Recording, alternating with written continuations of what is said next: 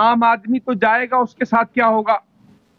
3 दिन हो चुके हैं, इनकी एफआईआर नहीं कटी। एक खातून, अगर वो खातून, सबसे पहले तो सवाल ये पैदा होता है कि वो खातून उस थाने में कर क्या रही थी जिस वक्त ये फैमिली मैटर के सिलसिले में वहां गई हैं। और उन्होंने अगर हमला किया, पुलिस थाना खुद एसएचओ इस बात को देख रहे थे और एसएचओ साहब ने ये किया कि कहा कि भाई तुम भी एफआईआर कटवाओ, तुम भी एफआईआर कटवाओ, ताकि दोनों पार्टियों को मिला के और फिर कंप्रोमाइज करा दिया जाए। तो हम सुमेरा पे हमले की शदीद मजम्मत करते हैं और इसके लिए अगर एफआईआर नहीं कटी तो हम सब मीडिया के लोगों के साथ, मैं कराची ग्रैंड अलायंस की तरफ से यह कहता हूं कि हम मीडिया के साथ खड़े होकर थाने पर मुजाहरा करेंगे और धरना देंगे कि जब तक के इनकी एफआईआर नहीं कटती हम धरना देंगे। और हम इनके खिलाफ एसएचओ साहब को भी हम कह रहे हैं, आईजी साहब से भी अपील करते हैं, क्योंकि हमने सुना यह है कि आईजी साहब हक की बात करते हैं और अपने उन तमाम लोगों को जो पुलिस में काली भेड़े हैं, जो जराइम पेशा नासिर को सपोर्ट कर रही हैं, उन काली भेड़ों के लिए आईजी साहब का जो नाम है वो एक खौफ की अलामत है। वो इसलिए है कि वो उस पर फौरी तौर पे कार्रवाई करते हैं। हम आईजी सिंध से ये अपील करते हैं कि वो फौरी तौर पर जो है वो इसका एक्शन ले। और अगर इनकी एफआईआर नहीं कटी, 3 दिन हो चुके हैं इनकी एफआईआर नहीं कटी है, अगर इनकी एफआईआर नहीं कटी तो मैं डिस्ट्रिक्ट सेंट्रल के एसएसपी से, डीआईजी से अपील करता हूं कि फौरी तौर पर एसएचओ के खिलाफ कार्रवाई की जाए और उनका जो है उनको से कहा जाए, ये चले हम नहीं कहते उनकी कोई वो होगी, लेकिन हम ये कहते हैं कि उनको जो है वो सख्ती के साथ तंबीह की जाए कि वो जो है वो एफआईआर काटे। एसएसपी डिस्ट्रिक्ट वेस्ट आता है, मैं समझा सेंट्रल है। तो ये मेरी गुजारिश है, मेरे साथ हमारी टीम के लोग भी बैठे हुए हैं, रईस भाई भी बैठे हैं, मीडिया के लोग सारे बैठे हुए हैं यहाँ प्रेस कॉन्फ्रेंस में। इमरान साहब हमारे कराची ग्रैंड अलायंस के ऑर्गेनाइजर हैं, चीफ ऑर्गेनाइजर हैं, ये भी बैठे हुए हैं। मैं रईस साहब से गुजारिश करूँगा अल्फाज बोलूँ। अस्सलाम वालेकुम। आज के प्रेस कॉन्फ्रेंस का एजेंडा है कि साथियों के खिलाफ जो जुल्म और ज्यादती होती है वो ना हो। तो मैं हुकूमत से मुतालबा करता हूँ और आईजीपी से मुतालबा करता हूँ कि फौरी तौर के ऊपर जो अपना सुमेरा के साथ ज्यादतियाँ हुई है और थाने के अंदर इनके ऊपर तशद्दुद किया है। ये हिना गुल नामी खातून वहाँ थाने में करके आ रही थी, इसका ताल्लुक लैंड क्रैपिंग से है और इसका जो शौहर है वो सलमान पीटीटी वाला है। इन्होंने मिलकर थाने के अंदर एसएचओ के कमरे में सीनियर साथी सुमेरा के ऊपर जो तशद्दुद किया है और एसएचओ का एक्शन न लेना, इसका मकसद है ये एसएचओ इनसे मिला हुआ है। तो मेरी एसएचओ से भी गुजारिश है और मैं मुतालबा करता हूँ कि फौरी तौर पे इनके खिलाफ कानूनी कार्रवाई करते हुए एफआईआर दर्ज की जाए और इन्हें गिरफ्तार किया जाए। और इस बात का तमाम साथी बिरादरी भी नोटिस ले, अगर 3 दिन कल तक ये एफआईआर लॉन्च नहीं हुई तो तमाम साथी बिरादरी थाने का घेराव करेंगे और एहतजाज करेंगे। तो मैं तमाम साथी बिरादरी से भी अपील करता हूँ कि सीनियर साथी सुमेरा खान के साथ है। तो इमरान साहब को गुजारिश करूँगा। इस वाक़े की बात हमें ये साफ ज़ाहिर है कि यहाँ जो माफिया है और जिस तरह के लोग हैं वो कितने ताकतवर हैं कि एक सहाफ़ी के ऊपर थाने के अंदर तशद्दुद होता है और पुलिस उस पर एक्शन नहीं लेती। तो हमारी गुजारिश है और इस प्रेस कॉन्फ्रेंस का मतलब भी यही है कि इस ज़ालिमाना कार्रवाई के ख़िलाफ़ फौरी तौर पर कार्रवाई की जाए और मोहतरमा सुमेरा साहिबा को इंसाफ दिया जाए और इनकी एफआईआर जल्द अज जल्द डाउन की जाए। अब आप बोलिए। जी बिस्मिल्लाहिर्रहमानिर्रहीम, अस्सलाम वालेकुम। आज की इस प्रेस कॉन्फ्रेंस का मकसद सिर्फ और सिर्फ सहाफ़ियों को इंसाफ दिलवाना है। आज मेरे साथ हुआ है, कल किसी और के भी साथ होगा। और आज जितने भी सहाफ़ी यहाँ पर मेरे साथ कदम से कदम मिलाकर खड़े हैं, प्रेस क्लब से लेकर न्यू कराची में जितने भी सहाफ़ी हैं जो कि प्रेस क्लब के मेम्बरान भी हैं, तमाम लोग मेरे साथ हैं। मैं आप लोगों की बेहद शुक्रगुजार हूँ, बेहद मशकूर हूँ कि आप लोगों ने इस घड़ी में मेरे साथ कदम से कदम मिलाया और मुझे मज़ीद हौसला दिया ताकि मैं इन लोगों का और इस तरह की लैंड माफियाज का मुकाबला कर सकूं। और इस वाकये के बाद मैं हिम्मत हारने वाली नहीं हूँ और मैं मजीद हिम्मत कर ली है मैंने आप लोगों के ताउन के साथ कि इस तरह के वाकये सच्चे लोगों के साथ होते हैं और मैं सच बोलती हूँ, इसीलिए लोग मेरे दुश्मन बनते हैं। और इन खातून के खिलाफ पहले भी काफ़ी सारी एप्लीकेशन दर्ज हैं, जो कि सलमान इनके हस्बैंड हैं सीटीडी वाले, और उनका बताती है, लोगों का कहना है कि ये कहती हैं कि आप मेरा कुछ भी नहीं कर सकते, मेरे शोहर जो है वो सीटीडी के मुलाजिम है और तुम्हें थाने की हवा खिलाकर रहूंगी, जेल की हवा खिलाकर रहूंगी। तो ये कहाँ का असर रसूख है और इस औरत का कितना असर रसूख है। मेरी आईजी सिंध से रिक्वेस्ट है कि इसके ऊपर फिर फॉर एक्शन लिया जाए ताकि इसको अरेस्ट किया जाए और जिसके वारंट डिक्लेयर हो, जिसके आईआर में नाम आए हुए हो, जिसकी पहले से एप्लीकेशन दर्ज हो, जिनकी एफआईआर हो चुकी हो, वो अब तक सलाखों के पीछे आखिर क्यों नहीं है। इसके पीछे कौन से इतने बड़े आदमी का, बड़ी शख्सियत का हाथ है, या जो इसको आज तक के सलाखों के पीछे ये नहीं गई या जेल नहीं हुई। और इस वक्त मैं खामोश बैठने वाली नहीं हूँ और मेरे तमाम सहाफ़ी बिरादरी मेरे साथ है। सहाफ़ी बिरादरी के साथ जिन लोगों के सपोर्ट में मैंने हमेशा से काम किया है, इंसाफ दिलाया है, वो लोग भी मेरे साथ हैं। अगर 3 दिन के अंदर एफआईआर नहीं हुई तो हम पुरअमन एहतजाज रिकॉर्ड करवाएंगे थाने के बाहर।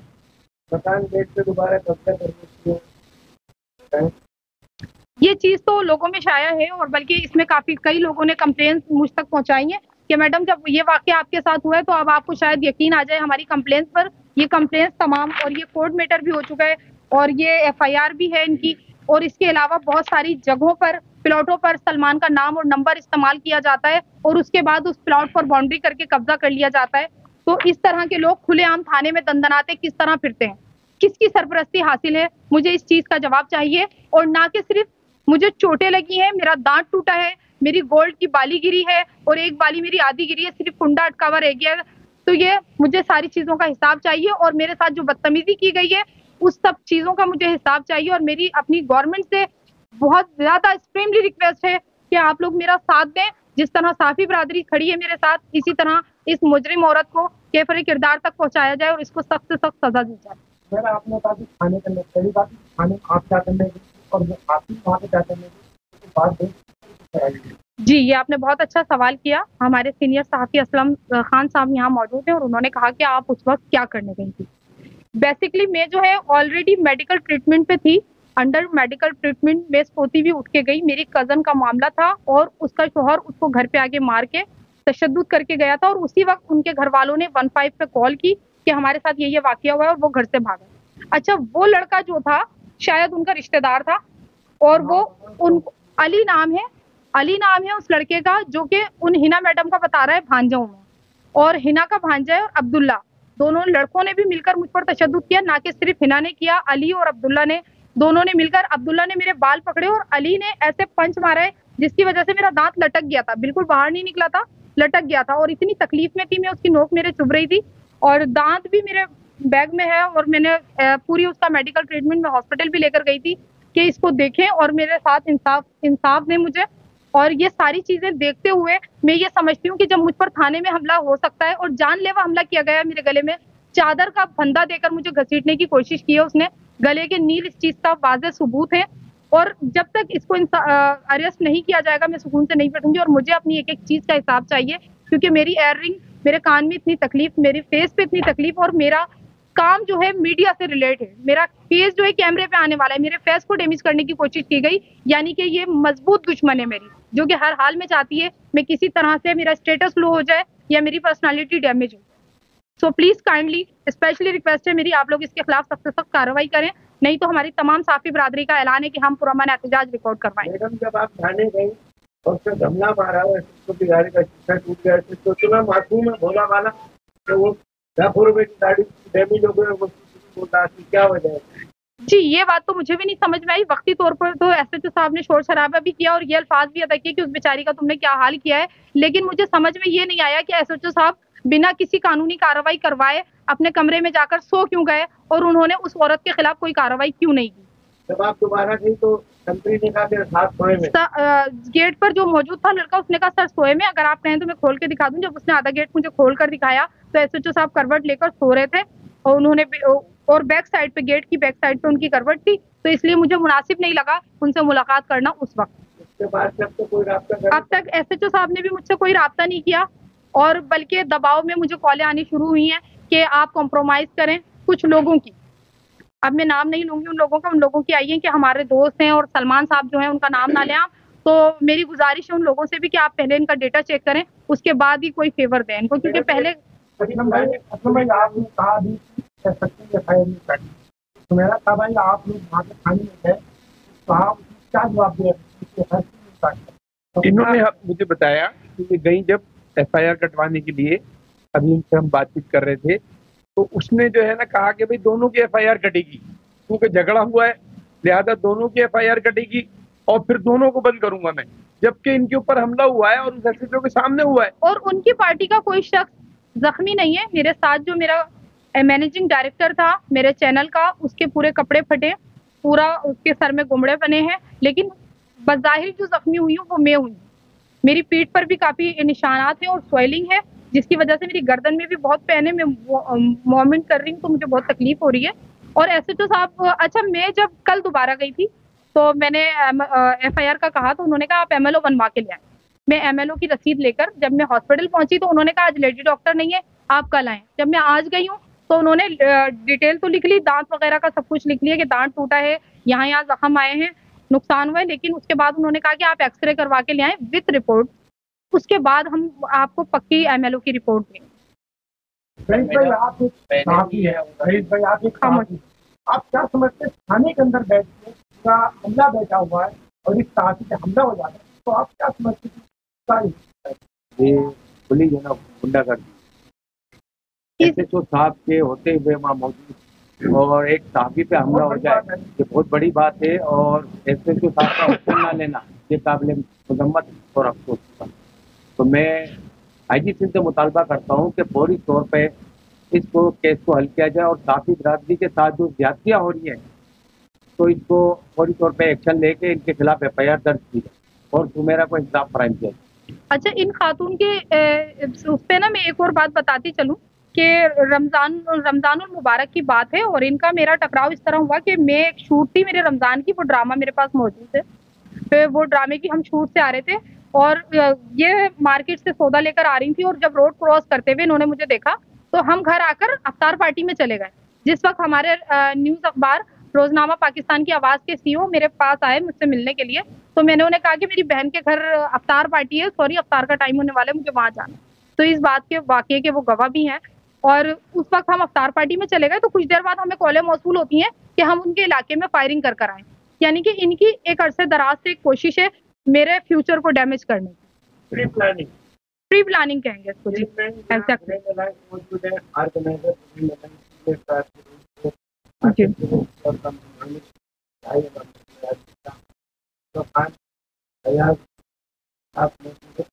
मैं आपके में खास बात डालना चाहता हूँ कि ये दो खवातीन की अगर लड़ाई, दो खवातीन लड़ रही, पूरा थाना मस्जिद को ये बुलाने, लेकिन वो दो शख्स कौन थे जिन्होंने बाल पकड़े और उसके बारे में मेरा मालूम है। अहम बात वो दो शख्स वो थे। अच्छा, बताया जाता है कि सलमान सीटीडी वाले जो इनके हस्बैंड है वो शख्स मौजूद नहीं थे वहां पर। अली और अब्दुल्ला नाम के दो शख्स थे और ये बता रही थी कि मेरे भांजे हैं, मुझे नहीं पता उनके भांजे हैं या नहीं। उन्होंने कहा कि मेरे भांजे हैं, तो मैंने मीडिया पे अब तक जितना भी बयान रिकॉर्ड करवाया सब में बताया कि उनके भांजे थे। और उन्होंने यानी कि अगर लेडीज की लड़ाई एक हद तक होती है तो वो आपस में कॉम्प्रोमाइज करने का एक वक्त सोच भी लेती हैं, लेकिन जब बात यहाँ तक आ जाए कि वो मर्द हजरात भी मुझ पर हाथ उठाएं तो बात जो है नाकाबिले माफी है, नाकाबिले कबूल है। और इस वक्त जो है मेरा एहतजाज बिलखुसूस इसलिए है कि उन्होंने मुझे क्या समझा या मेरी उनकी कोई जाती दुश्मनी थी जो उन्होंने मुझ पर हमला किया, अटैक किया।